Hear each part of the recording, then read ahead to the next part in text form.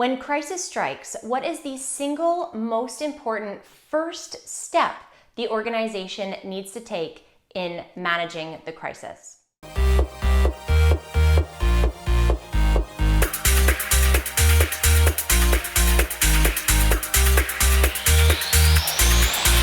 Hey everybody, Melissa Agnes here, and I'm here with this week's episode of the Crisis Ready video series, where I aim to help you implement a crisis-ready culture, one tip, strategy, or case study at a time.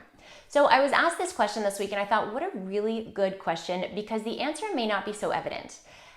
So crisis has struck, and you want to know what is the single most important first step your organization needs to take in order to successfully manage the crisis.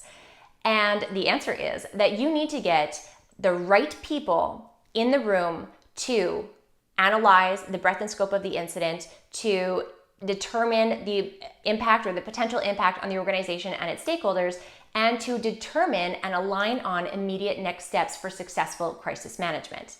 Now, that may seem evident, but who are the right people? So of course, we have the top layer. We have senior management, the C-suite, who is responsible for declaring a crisis for the organization and accountable for the organization's crisis response. So clearly, you need those decision makers in the room.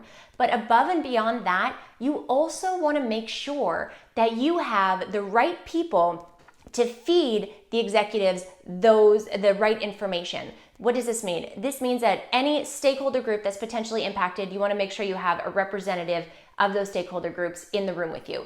Any business unit, business sector, region, product, service that may be impacted, whoever heads those departments, those regions, those business units, those business heads, you want to make sure that they are in the room as appropriate.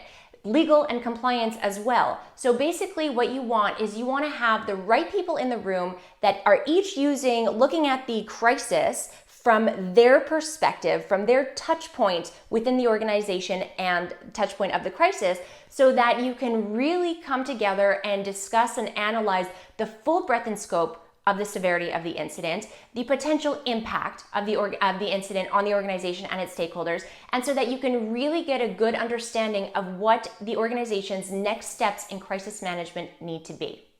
This is, no matter what the crisis, no matter what the industry, this is one of the most important first steps in successful crisis management. What would you like to add to this? I'd love to hear from you. Feel free to comment below this video or take to Twitter, and let's continue the conversation using the hashtag CrisisReady.